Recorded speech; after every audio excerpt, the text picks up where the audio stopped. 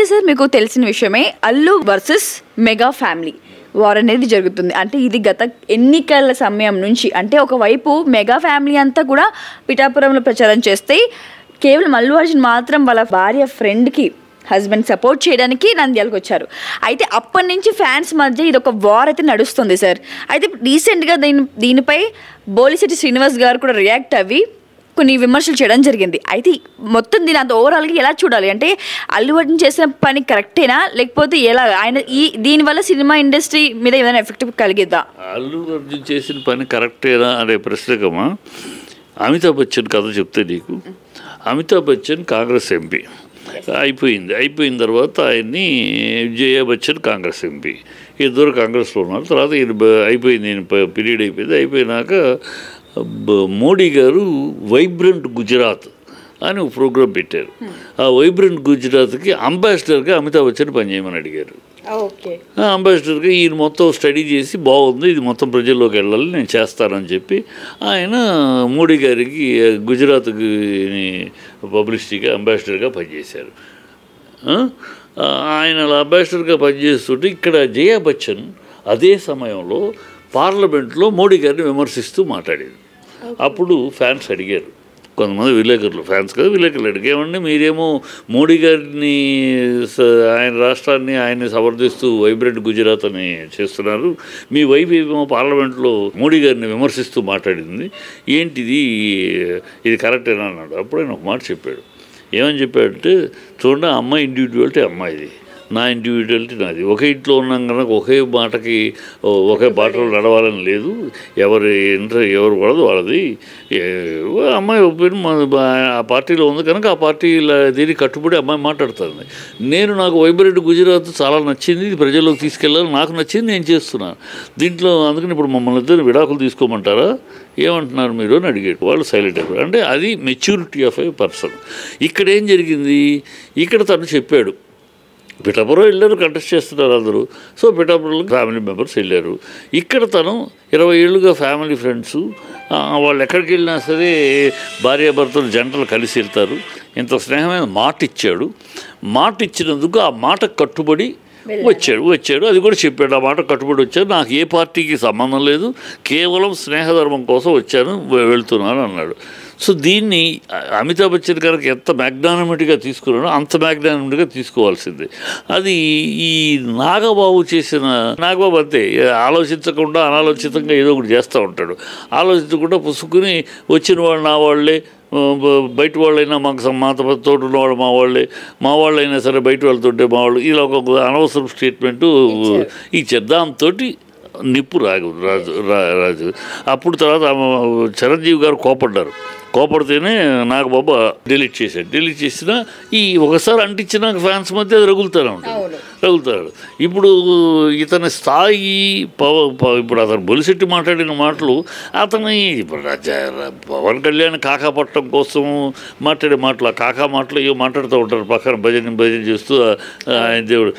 అతనికి ఏమి తెలుసు సినిమా ఫీల్డ్లో, వాట్ ఈజ్ అర్జున్ స్థాయి ఏంటి, వాళ్ళ అర్జున్ ఏ స్టేజ్లో ఉన్నాడు, అతని బిజినెస్ కానీ అతను అంటే ఏ స్టేజ్లో, 3 రాష్ట్రాల్లో అతను హీరోగా ఉన్నాడు, తెలియదేమో బొలిశెట్టికి పవన్ తప్పితే ఇంకోళ్ళు తెలియదేమో, పవన్ వెనకాల ఉండి పవన్కి భజన చేయడం తప్పితే ఇంకోటి తెలియక మాట్లాడే మాటలు. అతని వాళ్ళ కేరళలో అల్లు అర్జున్ అనేవాడు వన్ ఆఫ్ ది హీరో, అక్కడ కేరళ హీరోస్లో Malayalam heroes one of the hero కింద ట్రీట్ చేస్తారు.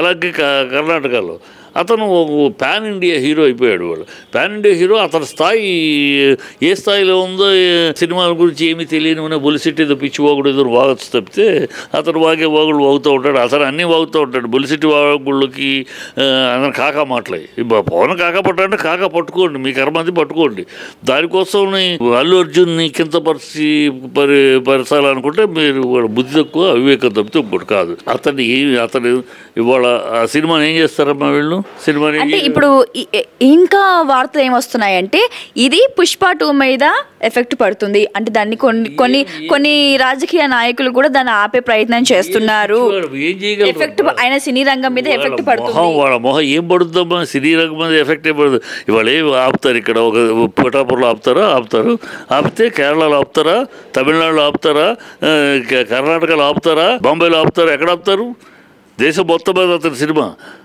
పవన్ కళ్యాణ్కి ఆంధ్ర దాటితే లేదు, ఆంధ్ర దాటితే పవన్ కళ్యాణ్కి ఏమీ ఏ రాష్ట్రంలో లేదు. అతను 4 రాష్ట్రాల్లో ఉన్నాడు. అతను ఏం ఆపుతారు? ఏం ఆపగలరు మీరు? ఉండే ఇక్కడేదో ఒక థియేటర్లు ఆపేస్తారంటే పిచ్చివాగులు తప్పితే, ఏదో పవన్ కళ్యాణ్కి భజన చెప్పడం చెక్క భజన చేయడం కోసం మాట్లాడి మాటలు తప్పితే ఆ బొలిశెట్టి మాట్లాడితే అంటారు. ఇప్పుడు బొలిశెట్టి ఒక మాట చెప్పాడు, దాన్ని ఆ విషయాలు చేయాలి. రాజకీయాల్లో గెలిచారు మీరు అధికారంలోకి వచ్చి, ఇవాళ బొలిశెట్టి ఒక మాట అన్నాడు, ఏంటి అమరావతి ఇప్పుడు అనుకున్న చోట కాదు, కొంచెం పక్కకి జరిపి కట్టాలి. అది కూడా బొలిశెట్టి వాళ్ళ అసోసియేషన్ ఒకటి ఆర్గనైజేషన్ ఒకటి ఉంది, ఎక్కడ బిల్డింగ్ కట్టచ్చు అని చెప్పేది. వాళ్ళు అనేక రాష్ట్రాలు చెప్పారు. అలాగే ఈ రాష్ట్రంలో అమరావతిలో కట్టద్దు, అమరావతి మీరు చెప్తున్న చోట రాజధాని పనికిరాదు, అది ఫ్యూచర్లో మునిగిపోయే అవకాశం ఉంది కనుక ఇంకొంచెం దూరం పై ఎత్తుభాగం మీద అమరావతి నిర్మాణం జరగాలని మరి చెప్పాడు. అది మరి పవన్ కళ్యాణ్ దానికి విరుద్ధం. చంద్రబాబును ఒప్పిస్తున్నారా అని ఆయన మార్చడానికి ఒప్పుకోక కదా అక్కడ వద్దని మహామహులు మేధావులు చెప్తే కూడా కాదని కదా చంద్రబాబు అక్కడే అంటున్నాడు. ఇప్పుడు మరి ఈయన చెప్పింది మరి ఒప్పిస్తాడా? ఆ పనులు చూడండి అయ్యా, మిమ్మల్ని ప్రజలు ఎన్నుకుందో అందుకు, ప్రజలను ఎన్నుకుంది పాలన చేయమని. మీరు ఆ విషయాలు ఆలోచించండి. పవన్ కళ్యాణ్ 32,000 మంది అమ్మాయిలు మిస్ అయిపోయారని పచ్చి అబద్ధం ఆడాడు, పార్లమెంట్లో తేలిపోయింది. ఎన్నికలప్పుడు 32,000 మంది అమ్మాయిలు మిస్ అయిపోయారు. వాలంటీర్లు వాళ్ళ డీటెయిల్స్ తీసుకెళ్లి డేటా అమ్మేశారు, అమ్మాయిలు కిడ్నాప్కి గురయ్యారు, ఆ అమ్మాయిలు బ్రోతల హౌసులకు అమ్మబడ్డారు. ఇన్ని మాట్లాడాడు పవన్ కళ్యాణ్.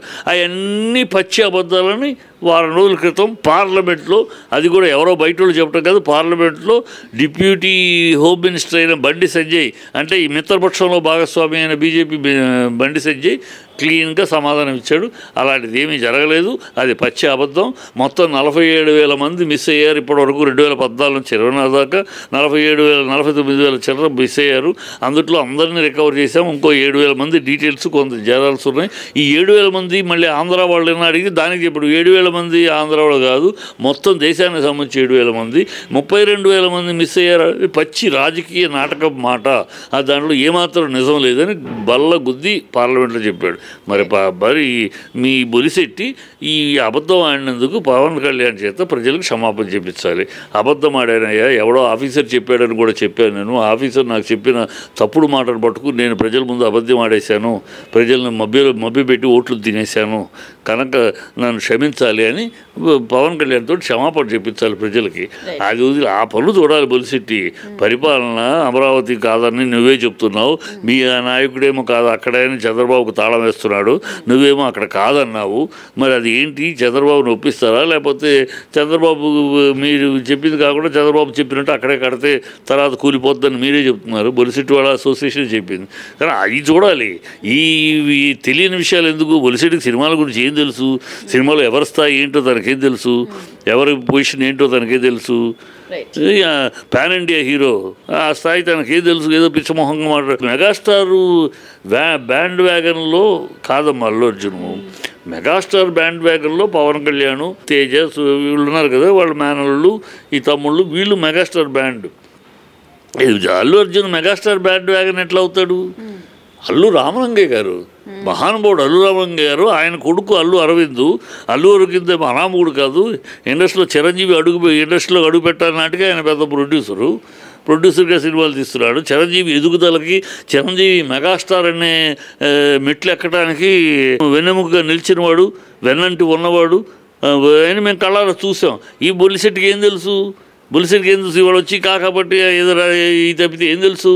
చిరంజీవి పెరగడానికి ఎవరు కారకులు?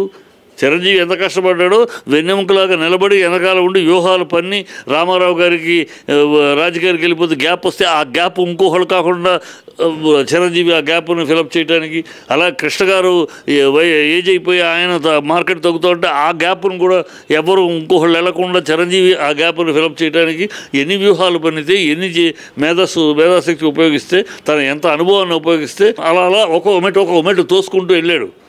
ఆయన ఎంత కష్టపడ్డాడు, ఈయనంత ఉపయోగపడ్డాడు. సో ఈయన లేకుండా మెగాస్టార్ కూడా లేదు, తెలియదు వీళ్ళకి. తెలియకుండా ఇక్కడికి వచ్చి చెక్క భజన చేయడానికి పవన్ భజన చేసే మాటలు తప్పితే is third generation of great artist Allu Ramalingaiah గారు. అల్లు అనే ఒక బ్రాండు థర్డ్ జనరేషన్ ఇతను. ఊరినే మెగాస్టార్ తర్వాత వచ్చిన వాళ్ళు ఆయన గ్రూప్లో ఆయన కేటగిరీ ఉన్నారు. వాళ్ళు రామ్ చరణ్ అవ్వచ్చు, పవన్ కళ్యాణ్ అవ్వచ్చు, సూర్యతేజ అవ్వచ్చు, ఇంకోళ్ళు అవ్వచ్చు, ఆయన మేనళ్ళు ఉన్నారు, నిహారిక అవ్వచ్చు, సో వాళ్ళ వరకు అల్లు అర్జున్ కూడా వ్యాండ్ బ్యాగ్లో వేసి చెక్కబజ్జీ చేయమంటే కరెక్ట్ కాదు కదా. అల్లు అర్జున్ రెస్పెక్ట్ ఇస్తాడు, respect is respect, give respect and take respect. అంతే తప్పితే ఊరినే నోటికి వచ్చినట్టు మాట్లాడుతూ ఉంటే వీళ్ళు ప్రజలు అసహించుకుంటారు. అది దీనికైనా ఫినిషింగ్ పెట్టాలి. ఇప్పుడైనా మొన్న పవన్ కళ్యాణ్ మాట్లాడింది కూడా తను ఒక మంత్రిగా పర్యావరణం గురించి మాట్లాడేటప్పుడు కొంచెం అనుభవం లేక కొంచెం విషయ పరిజ్ఞానం తక్కువ ఉండటంలో తను చూసిన ఇండస్ట్రీ 20 ఏళ్ళు కానీ కనుక ఇండస్ట్రీ మిగతా ఇండస్ట్రీ 70 ఏళ్ళ ఇండస్ట్రీలో ఏమేమి జరిగింది తెలియక, గౌకర్ గతంలో 40 ఏళ్ల క్రితం అడవుల్లో తీసేవాళ్ళు కాదు, తెలియక నాలెడ్జ్ లేక ఆ రోజుల్లో బందిపోటు భీమన్నలు తలకోనలు అడవుల్లోనూ వార్సిల్ హిల్స్ వీటిలోనూ మేము పనిచేసాం, తీసాం. ఆ రోజుల్లో తీసేవాళ్ళం, అడవుల్లో తీసేవాళ్ళం, చెట్లు కొట్టేవాళ్ళం, రోడ్లు వేసేవాళ్ళం, పాకలు వేసేవాళ్ళం, తీసేవాళ్ళం. కనుక అప్పుడు ఉండేది, ఇప్పుడు ఉంది. కానీ అప్పుడు ఇప్పుడు ఎందుకు ఉందో చట్టం లేదు కనుక. చట్టం చెట్లు కొట్టద్దు అనేది లేదు కానీ నువ్వు చట్టం తీసుకొస్తే కొట్టం. ఇవాళ ఆయన అల్లు అర్జున్ అన్నాడని ఎందుకు అనుకోవాలి? వాళ్ళ అన్నయ్యనే అన్నాడని అనుకోవచ్చు కదా. వాళ్ళ అన్నయ్య మృగరాజు సినిమాలో, వాళ్ళ అన్నయ్య చేసే సినిమాలో, మృగరాజు సినిమాలో మొత్తం అడవిని కొట్టేసి ఒక పెద్ద బ్రిడ్జ్ చేశారు. 2 సార్లు వేశారు, ఒకసారి కాదు మళ్ళీ 2 సార్లు చెట్లు కొట్టేసి బ్రిడ్జ్ చేశారు. అలాగే అన్నదమ్ముల సవాల్ సినిమా, ఇద్దరు అసాధ్యుల సినిమాకి సాగర్లో మొత్తం క్లైమాక్స్ బ్రిడ్జ్ మీద మొత్తం వేశారు, సెట్ అడవి నరికేసి. సో ఏమి తెలియక ఆయన ఏదో అప్పుడు ఇట్లేదు ఇప్పుడు చేస్తున్నారు. పుష్పాను గురించి మాట్లాడాడు అనుకుంటే, మరి పుష్పాను గురించి మాట్లాడితే పుష్పకి 69 ఏళ్ల తర్వాత తెలుగు ఇండస్ట్రీకి గౌరవాన్ని తెచ్చిపెట్టిన అవార్డు, ఉత్తమ నటుడు అవార్డు ఆ సినిమాకి ఇచ్చారు. మరి ఎవరిని తప్పుడుతున్నాడు? ఆయన మిత్రపక్షమైన బీజేపీ తప్పుడుతున్నాడా? అది ఆ సినిమాకి నేషనల్ అవార్డు ఇచ్చారు. సో అందుకని వీళ్ళు విశేషం లేకుండా ఆయన ఏదో పర్యావరణం మీద మాట్లాడాడు, గబుకును స్లిప్ ఆఫ్ అన్నాడు. దాన్ని వీళ్ళు వక్రీకరించి జగన్ అర్జున్ కోసం అంటున్నారు, దీనికోసం అంటున్నారు, ఈ మాటలని అంటున్నారు. అవి తప్పు. ఇప్పటికైనా పవన్ కళ్యాణ్ ఇది నేను ఎవరిని ఉద్దేశించింది కాదు, ఇది అనవసరంగా దీన్ని రద్దు చేయకుండా అనేయాలి అని చెప్పాలి. ఈవెన్ నాగబాబు కూడా ఈ ఫ్యాన్స్ మధ్య డీల్ చేసేది ఆయన కనుక ఫ్యాన్స్ని ఈ అనవసరంగా రావద్దు, నష్టపోయేది మనమే. మన 2 కుటుంబాల మధ్య తేడాలు వస్తే నష్టపోయేది మనమే, మూడో హీరో కాదు. నందమూరి వాళ్లకు, అక్కినేనికు, గంటమనేనికు వాళ్ళకి ఎవరికి నష్టం లేదు, మనకే నష్టం. కనుక ఆపండి అని ఆపుకోవాలి, లేకపోతే నష్టపోయేది వాళ్ళే. Thank you sir, thank you so much.